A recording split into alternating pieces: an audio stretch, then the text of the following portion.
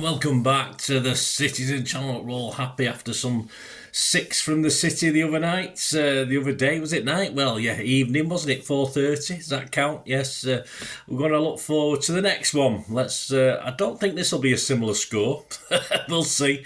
We're doing a Pepsi 11, of course, a match preview, if you like, of PSG against City on the 22nd of January 2025. Any guy of the 2000 going out there, and the mean PSG. I hope we have to play them at our place and give them about 1,000 tickets. They're crap fans anyway. It's crap team, no history, just a waste of time. But if you're going over, stay safe, guys. 8 p.m. kickoff, of course. This is match day 7, vital game for both clubs. It's match day 7 of 8 of the group of 36. We'll talk about the placings and what it might mean in a moment. I'm recording this on the 20th of January 2025, so all stats and facts. I've had a quick look at the injury list. Aki's still a bit of a question mark of what's happening with him, so I don't think we're going to see people like Stones back or any time soon, Bob, etc. So we'll have a look at what we've got as at this date. So as I say, all facts and stats as at the 20th of January.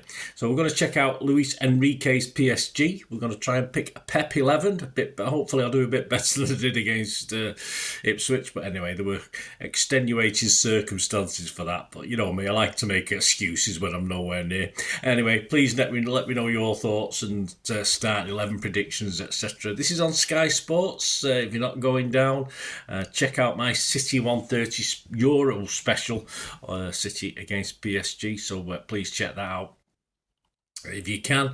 Against them, yeah, we played them 7 times. We've only lost 1, so we're doing all right. We've won 4, drawn 2.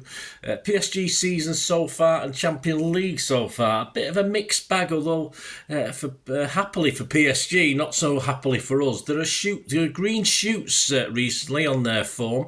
They still, of course, await their holy grail of the Champions League, despite big spend on players and wages over many years, dwarfing what we ever spent, I think, anyway, legitimately.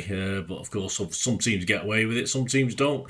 So this season, they currently sit top of their Farmers League, League One, 14 wins, 4 draws, and no losses. They're 9 points clear of Marseille, who are in second spot on the same games, and on the same games in third, they're 14 points ahead of the third team as well. So league's already pretty much won, isn't it? As you'd expect. But in the group of 36, like City, they are struggling. They sit 3 below us. It's in 25th spot, so there should be a table up there. So we've got both of us have got work to do. Their Champions League to date, of course, it started okay, a 1-0 home win against Girona, and then of course they lost to Arsenal 2-0, and then they drew with PSV at home 1-1, lost to Atletico at home 2-1, and lost away at Bayern Munich 1-0. But all turned a little bit rosier with a Salzburg win at Salzburg 3-0. So a bit of inconsistency, to say the least, with our French compatriots. Like City, a must-not lose game. The City have a home match with Bruges, 2 points better off than us to come, and 3 places higher.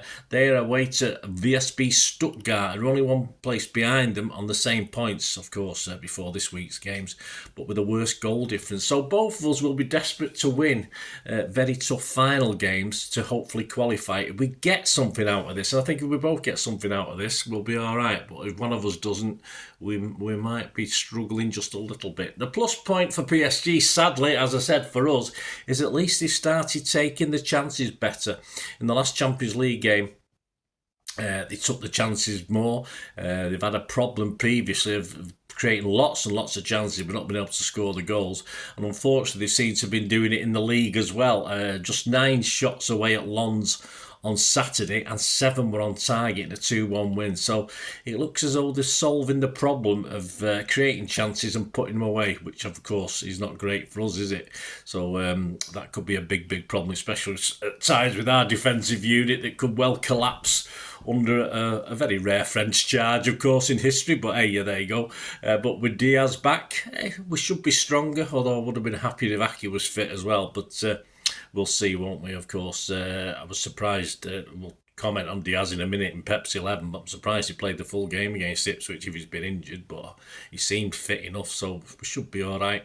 And of course, if Enrique is positive, if he goes for it, if he's not too respectful to City, I don't see any reason why he should be. His job's probably on the line as well as his future. I mean, he just signed a new contract recently, but I don't think it's worth the script it's written on. So it's going to be incredibly hard for us. So it's really a matter of what sort of team can Pep put out. As I say, defensively, we're still struggling, aren't we? So that brings us on to Pep's 11. The team squad against Ipswich, starting 11, Edison, Akanji, Diaz, Gvardiol, Nunes, Kovacic, Gundo, De Bruyne, Doku, Haaland and Foden. On the bench, Ortega, Grealish, Bernardo, Savi, and then the kids who are not going to get looking over in France and in Paris, Mubama, Alain, O'Reilly, and McAtee, and of course one guy who might get a look in is Lewis. Taken off, of course, rested at Ipswich, Akanji, Kovacic, KDB, Haaland and Foden. So you have to assume all them 5 are going to start. Is Edison back as Pep's number 1? I think he probably is. I think this tells us a lot. And I thought his head looked better, or some people were querying his what his body language was like. I thought he looked better. And personally, I say I do like to keep an eye on my keepers, as you know.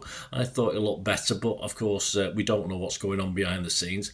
And if he does start this game, which I think he should, having said that, against PSG, Pep might go for more for the shot stopper, because if PSG start throwing things at City, perhaps we will need Ortega. But we lose that calmness and distribution, I think. So yeah, we'll see who's Pep's number 1 is on Wednesday.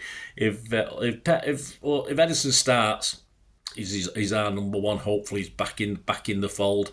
If Ortega starts, again, question marks over Edison. I'm slightly surprised, as I said, after injury, that Diaz played the full game. But I assume he was fit enough. I assume it was a good run out and he'll start, because we need him desperately over in Paris. Who was on the bench that might have been saved for this? Well, of course, Bernardo and Savi. It's hard to imagine Bernardo not starting in Europe, and he could be a useful addition or help out the defence, sort of middle in the defence anyway, not defence, but we know he's played left back before now, hasn't he? So he might be, he should surely be starting this in Europe now he's had this rest. But Pep seems to be rotating Savi and Doku, and I think that's working at the moment. They're both trying to outdo each other, aren't they, which is good. But I don't think he'll play both of these today. I'm sure he'll play one, but he won't play both. Of course, Aki's injured again. We've no idea how bad that is. We have to assume he won't be fit for this. Nunes' defensive experiment, will it continue? It probably will, unless he brings Lewis back into it as an option. But perhaps Pep's working on this. He can see it improving. I thought it was okay against Ipswich, but it's a different kettle of fish, isn't it, against PSG? Gundo double pivot was fine against Ipswich, but PSG, wow, that's a big shout to have those two in a double pivot there. So a lot of questions for Pep to answer. I'm hoping I'll get more right this week in this 11, but it will tell us a few things if it's not this starting 11, that's for sure. So this is my 11, guys. Let me know your thoughts. Let me know your starting 11, etc. I'm going to go at the back, Edison. I think he'll continue with Nunes, Diaz, Akanji and Gvardiol. We have to assume Aki can't come into this. Now, of course, we had a double pivot, didn't we? But I can't see Gundo starting this game. I just can't for this one. So I'm going to go Kovacic with a little bit of help from Bernardo and Foden, perhaps, although obviously doubtful. KDB's not going to help much, is he, at the back? And Savi and Haaland up front. I think it's Savi's turn. I think just a general rotation, even though Doku had a great game. So Edison, Nunes, Diaz, Akanji, Gvardiol, Kovacic, Bernardo, Foden, KDB, Savi and Haaland. Still big leg and physicality problems for me in midfield there. But it is, as we say, what it is. What other options have we got? I have no idea. I say, of course, Gundo's got European pedigree. Pep might just go with that again. Possible. But PSG, a quick side as well, could lead to problems. But it's going to be a toughie, isn't it? Let me know your thoughts, guys. Anyway, that brings us on to predictions, doesn't it? It's going to be a toughie. Andy Morrison said What a huge game. City need at least 4 points from our last 2 games. Yes, probably right, to reach the playoffs. And I believe we'll do it. PSG can hurt us with the players they have, and they need the points as well. But we can't afford to lose, and I think we'll give a big performance and get a draw at least. Yes, a good old-fashioned European performance that's more important, like getting a good draw away from home. Moz's prediction, PSG 1, City 1. Yes, that's the most popular scoreline with the bookies, 6-1. For me, yeah, as you probably gathered from my comments, this is a tough one. PSG have found a bit of form, have found that ability to put chances into goals, which is a big worry. But our 6-0, we have to be positive. I say that gives us hope. Obviously, the context of who it was against, no disrespect, but but it has given us hope, hasn't it? In the same way an 8-0 win over Salford made me think we were going to beat Brentford. But hey, there you go. And I think I'm going to go with Andy on this one. I'm going to go a draw, but I'm going to go for a bit of a higher score. I love a win, of course I would, but I'll settle for a draw on this one. I'm going to go 2-2. On this, it could be another 6-goal thriller, of course, could be 3-3, but you get 11-1 on 2-2. Other odds as at the 20th of January 2025 to win the Champions League. You can get 8-1 in the place on City. We're now the 6th favourites to win it, which I think is fair enough on form, but hopefully we're playing ourselves back into form. Those odds will start to tumble if we do qualify. Liverpool are currently the favourites at 4-1. Arsenal and Real Madrid are 6-1, and Barca 13-2, and Bayern Munich 7-1, so all shorter than us. And PSG 40-1 to win. Other popular scorelines: a 2-1 PSG win is 17-2, and a 2-1 City win is 9-1. So yes, that means PSG are the favourites to win this. So the second time in recent times, City are not favourites to win a game, which was very rare over the last few years. City are 13-8, but not favourites. PSG are 7-5 favourites to win this. So we're 13-8 on average. These are average prices, guys.